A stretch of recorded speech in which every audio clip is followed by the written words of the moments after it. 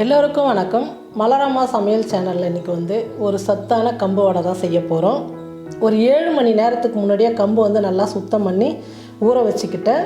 ஊற வச்சு தண்ணி இல்லாமல் நல்லா வடிகட்டிட்டு இந்த மாதிரி ஒரு துணியில் போட்டு தண்ணியெல்லாம் இழுத்துக்கிட்டு நம்ம இந்த மாதிரி கையில் கம்பு எடுக்கும் போது கம்பு ஈரமாக இருக்கணும், ஆனால் தண்ணி இருக்கக்கூடாது, கையில் ஒட்டவே இல்லை பாருங்கள், இந்த மாதிரி இருக்கணும். இது மாதிரி இருக்கும்போது நம்ம மிக்ஸி ஜாரில் போட்டு நைஸாக அரைச்சி எடுத்துக்கலாம்.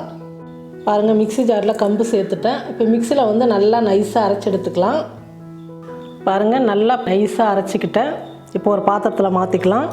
இது நம்ம ஜல்லரில் ஜெலிக்க வேண்டாம், அந்த அளவுக்கு நான் நல்லா அரைச்சி எடுத்துக்கிட்டேன். பாருங்கள், இந்த மாதிரி இருக்கணும் நம்ம அரைக்கிறது. இருக்கிற கம்பு எல்லாமே நம்ம அரைச்சி எடுத்துக்கலாம். பாருங்கள், நான் எல்லா கம்புமே நல்லா அரைச்சி எடுத்துக்கிட்டேன். நான் இந்த கிண்ணத்தில் தான் பாருங்கள் 1 கிண்ணம் கம்பு எடுத்தேன். எந்த அளவுக்கு மாவு வந்திருக்கு பாருங்கள். நல்லா 7 மணி நேரம் ஊறி நம்ம அரைச்சதுனால கம்பு மாவு ரொம்ப அதிகமாக கிடச்சிருக்கு நமக்கு. இந்த மாவை அரைக்கும் போதே நமக்கு கம்போட மனம் அந்த அளவுக்கு அவ்வளோ சூப்பராக வருது, அவ்வளோ நல்லா இருக்குது. 1 கிண்ணம் கம்பு எடுத்தேன் நான். அதுக்கு 1/2 கப்பு நான் வெல்லம் எடுத்துக்கிட்டேன். உங்களுக்கு வேணும்னா 3/4 கப்பு கூட இனிப்பு அதிகமாக வேணும்னா சேர்த்துக்குங்க, கம்மியாக வேணும்னாலும் குறைச்சிக்குங்க.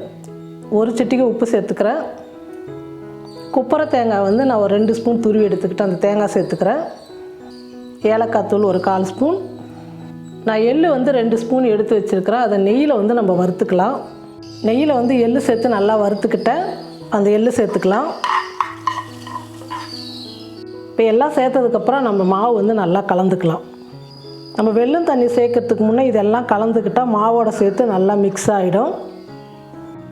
எல்லாம் நல்லா கலந்து விட்டுட்டேன். இப்போ நம்ம வெல்லம் பாகு காய்ச்சிக்கலாம். 1 கப்பு கம்புக்கு 1/2 கப்பு வெல்லம் எடுத்துக்கிட்டேன். இப்போ இந்த வெல்லத்தை சேர்த்துக்கலாம். வெல்லம் கரையிறதுக்கு மட்டும் கொஞ்சமாக தண்ணி சேர்த்துக்குங்க. இப்போ நல்லா வெல்லம்லாம் கரைஞ்சி நல்லா பாகு வரணும். கொஞ்சம் பிசு பிசுப்பு தன்மை இருந்தால் போதும், அதிகமாக பாகு வரக்கூடாது. வெல்லம் நல்லா கரையட்டும். வெல்லம் நல்லா கரைஞ்சி நம்ம கையில் தொடும்போது இந்த மாதிரி ஒட்டணும் நல்லா நமக்கு. இப்போ நான் ஸ்டவ் ஆஃப் பண்ணிடுறேன். நம்ம காய்ச்சின வெல்லத்தை கம்பு மாவில் வடிகட்டிக்கலாம். கொஞ்சம் கொஞ்சமாக வடிகட்டி மாவு பிசைஞ்சிக்கலாம்.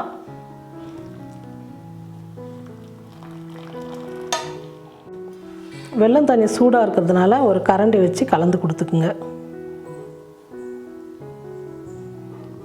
நல்லா கையை வச்சு மாவு நல்லா கெட்டியாக பிசைஞ்சிக்கலாம். பாருங்கள், மாவு பிசைஞ்சிட்டேன். இந்த அளவுக்கு கெட்டியாக இருந்தால் போதும். நம்ம இந்த மாதிரி உருண்டை பண்ணி தட்டுறதுக்கு கரெக்டான பக்குவமாக மாவு பிசைஞ்சாச்சு. இப்போ நம்ம எண்ணெய் காய வச்சு கம்பு வடை செஞ்சுக்கலாம். இந்த மாதிரி எண்ணெய் கவர் ஒன்று எடுத்து கட் பண்ணி இந்த மாதிரி சைஸாக எடுத்துக்குங்க. எடுத்துகிட்டு அந்த எண்ணெய் கவர் மேலே இந்த மாதிரி எண்ணெய் தடவிக்கலாம். நம்ம பிசைஞ்சு வச்சுருக்கிற கம்பு மாவு எடுத்து இந்த மாதிரி சின்னதாக உருண்டை பண்ணி எடுத்துக்குங்க. உங்களுக்கு எந்த சைஸ் வேணுமோ அந்த அளவுக்கு உருண்டை பண்ணி எடுத்துக்குங்க. இந்த பேப்பர் மேலே வச்சு தட்டிக்கலாம். ரொம்ப மெல்லிசாக தட்டினா ஓட்டை வடை மாதிரி வந்துடும். அதனால் கொஞ்சம் கனமாக இருக்கணும், அப்போ தான் நல்லா எழும்பி வரும். இந்த மாதிரி ஒரே அளவாக ரவுண்டாக அழகாக தட்டி எடுத்துக்கிட்டால் போதும். இப்போ நம்ம எண்ணெய் ஒரு பக்கம் காஞ்சிட்டுது. இப்போ நம்ம வடை செஞ்சு எடுத்துக்கலாம். ஸ்டவ் பற்ற வச்சு எண்ணெய் ஊற்றிட்டு எண்ணெய் நல்லா காஞ்சிடுச்சு. இப்போ தட்டி வச்சுக்கிற வடையை போட்டுக்கலாம்.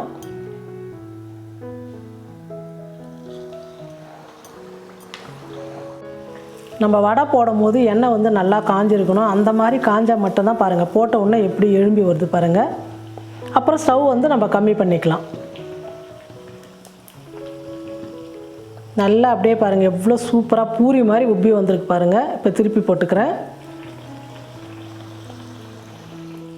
இப்போல்லாம் நம்ம சிறுதானியத்தை சுத்தமாக மறந்துட்டோம். கம்பில் நிறைய வகை செய்யலாம். களி செய்யலாம், கூழு செய்யலாம், ரொட்டி செய்யலாம், புட்டு செய்யலாம், கொழுக்கட்டை செய்யலாம், இந்த மாதிரி சொல்லிகிட்டே போகலாம். நல்ல சத்தான இந்த கம்பு இனிமேல் அதுவும் இந்த வெயில் காலத்துக்கு இந்த கம்பு கூழ், இந்த மாதிரி அடை, ரொட்டி இதெல்லாம் செஞ்சு சாப்பிடும்போது உடம்புக்கு ரொம்பவே நல்லது. ஆனால் நம்ம யாருமே இப்போ இந்த மாதிரி இயற்கையான உணவே நம்ம எடுத்துக்கிறது இல்லை. கண்டிப்பாக நீங்கள்லாம் இதெல்லாம் எடுத்துக்கணும். இப்போ பாருங்கள், நல்லா 2 பக்கம் நல்லா கலர் வந்துடுச்சு. இப்போ நான் எடுத்துக்கிறேன்.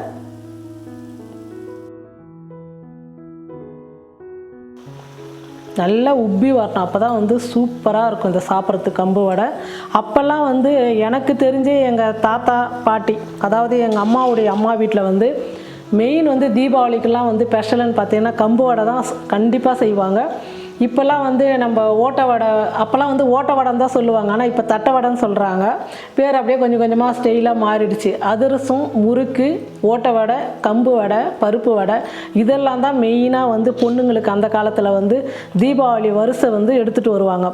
எங்கள் பாட்டி வீட்டில் கண்டிப்பாக பலகாரம் செய்யும் போது கம்பு வடை எல்லாமே இருக்காது. எங்களுக்கு ரொம்ப பழக்கம். இந்த கம்பு வடை வந்து அதிகமாக செஞ்சு கொடுப்பாங்க. ரொம்ப நல்லது சாப்பிட்றதுக்குன்றதுனால கம்பு, கேழ்வரகு இதெல்லாம் வந்து நாங்கள் நிறையாவே எடுத்துக்குவோம். ரொம்ப நல்லது உடம்புக்கும். பாருங்கள், 2 பக்கமும் நல்லா வெந்து கலர் வந்துடுச்சு. இப்போ நான் எடுத்துக்கிறேன். எல்லாமா இதே மாதிரி சுட்டு எடுத்துக்கலாம். பாருங்கள், நம்ம வந்து கம்பு வடை செஞ்சிட்டோம். ரொம்ப சூப்பராக ஹெல்த்தியான ஒரு ஃபுட்டு தான் நம்ம செஞ்சுருக்கோம். இப்போது சூப்பராக இருக்கும். இது வந்து இந்த மாதிரி நம்ம சிறுதானியத்தில் சாப்பிடும்போது உடம்புக்கு வந்து ரொம்ப நல்லது. நல்லா எழும்பி பாருங்கள் எவ்வளோ நல்லா வந்திருக்கு. சூப்பராக ரொம்ப நல்லா வந்திருக்கு.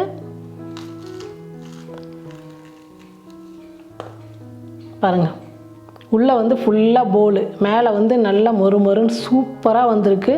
நாங்கள் வந்து ரொம்ப நாளாக சின்ன வயசுலேருந்து இந்த கம்பு வடை வந்து மறக்கவே மாட்டோம். தீபாவளி ஆனால் ஸ்பெஷல் எங்கள் வீட்டில் இது தான். நீங்களும் உங்கள் வீட்டில் இந்த மாதிரி ஒரு சத்தான ஒரு கம்பு வடை செஞ்சு பார்த்துட்டு எப்படி இருக்குன்னு சொல்லிட்டு மறக்காமல் கமெண்ட் பண்ணுங்கள், ஷேர் பண்ணுங்கள். நன்றி.